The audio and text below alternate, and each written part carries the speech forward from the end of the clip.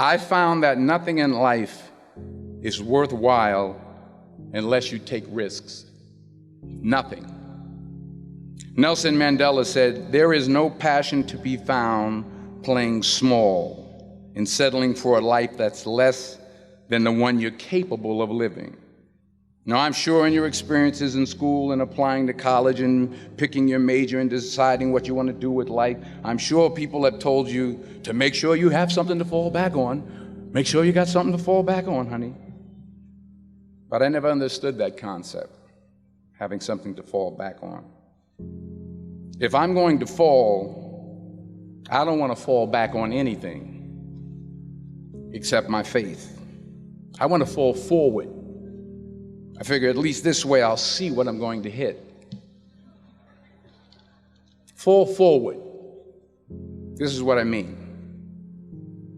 Reggie Jackson struck out 2,600 times in his career, the most in the history of baseball. But you don't hear about the strikeouts. People remember the home runs. Fall forward.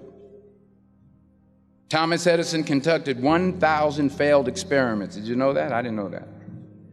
Because the 1,001st was the light bulb. Fall forward.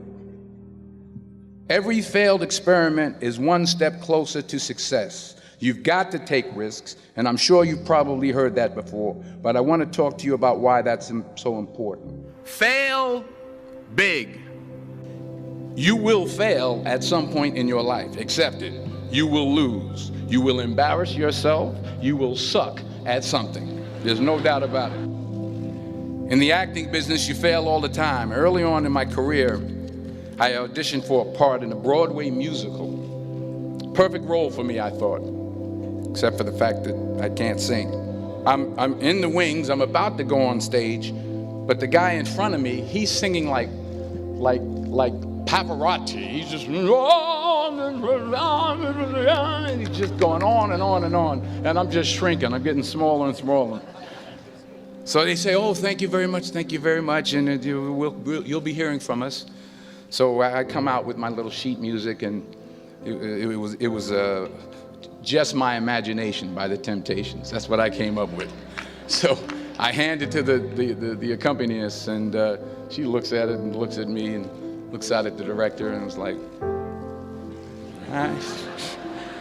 So I start, I'm gonna sing. I'm like, "It's just my imagination once again, and they're coming away with me." And I'm not saying anything, so I'm thinking I'm getting better. So I just start getting into it. It was just my running. This, oh yeah, thank you very much, Mr. Washington. Thank you. So I assumed I didn't get the job. But the next part of the audition, he called me back. The next part of the audition is the acting part of the audition. Now I'm like, hey, okay, maybe I can't sing, but I know I can act. So they pair me with this guy, and again, I didn't know about musical theater. And musical theater is big, so they can reach everyone all the way in the back of the stadium. And I'm more from a realistic, naturalistic kind of acting where you actually talk to the person next to you. So I don't know what my line was. My line was, "Well, hand me the cup." And his line was, "Well, I will hand you the cup, my dear. The cup will be there to be handed to you." I didn't get the job. But here's the thing. I didn't quit. I didn't fall back. I walked out of there to prepare for the next audition, and the next audition, and the next audition. I prayed. I prayed, and I prayed. But I continued to fail, and fail, and fail. But it didn't matter, because you know what?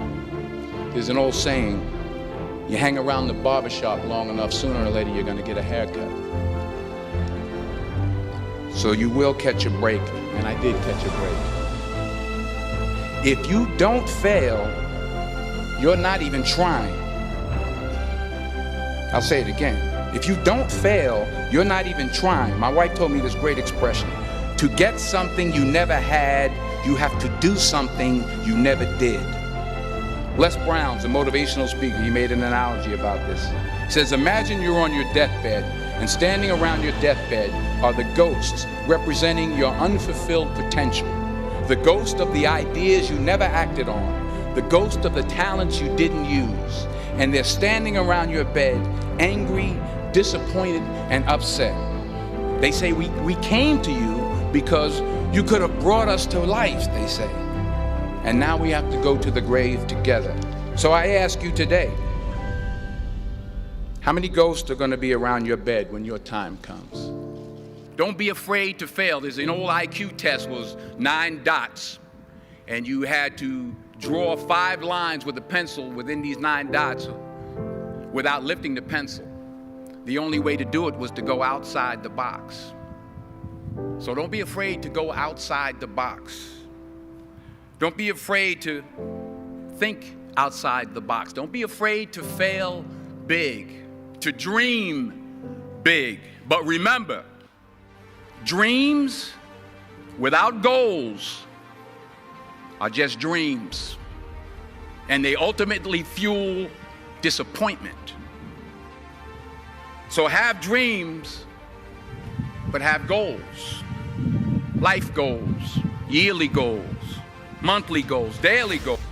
Don't confuse movement with progress. Remember, just because you're doing a lot more doesn't mean you're getting a lot more done. In order to achieve your goals, you must apply discipline, which you have already done, and consistency every day, not just on Tuesday and miss a few days. You have to work at it every day. You have to plan every day. You've heard the saying, we don't plan to fail, we fail to plan. Hard work works. Working really hard is what successful people do. The one thing I'm the most happy about in terms of my career is the fact that I got there with the grace of God, first of all, but short of that, I got there just by working hard, not partying with the right people, not compromising myself in any way or cutting any kind of deals, just by working hard, just by plugging along, sawing wood, as I like to call it. Keep working, keep striving, never give up, fall down 7 times, get up 8. Ease is a greater threat to progress than hardship. Without commitment, you'll never start, but more importantly, without consistency, you'll never finish. It's not easy.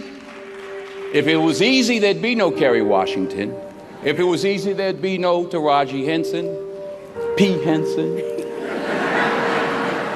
If it were easy, there'd be no Octavia Spencer. But not only that, if it were easy, there'd be no Viola Davis. If it were easy, there'd be no Michael T. Williamson, no Stephen McKinley Henderson, no Russell Hornsby. If it were easy, there'd be no Denzel Washington. So remember this. So you got to get out there.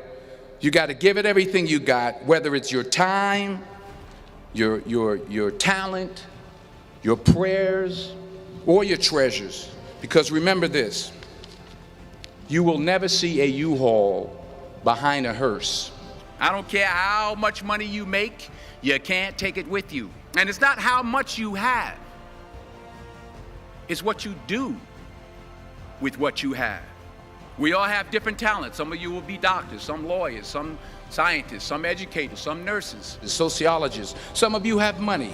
Some of you have patience. Some of you have kindness. Some of you have love. Some of you have the gift of long suffering. Whatever it is, whatever your gift is, what are you going to do with what you have? The most selfish thing you can do in this world is help someone else. Why is it selfish? Because the gratification, the goodness that comes to you, the good feeling that I get from helping others, nothing's better than that. Not jewelry, not big house I have, not the cars, but it's the joy. That's where the joy is, in helping others. That's where the success is, in helping others. All right, now here's my last point about failure. Fail big. That's right.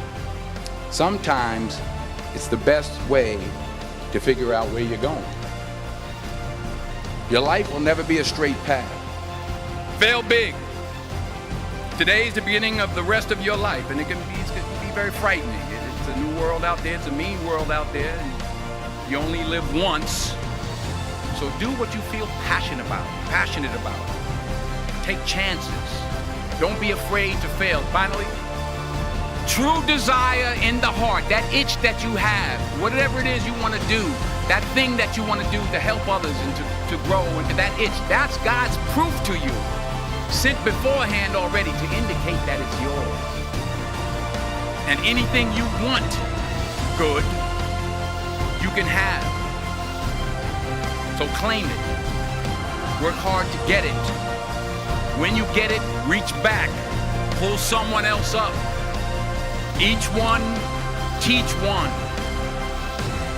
Don't just aspire to make a living. Aspire to make a difference. Thank you.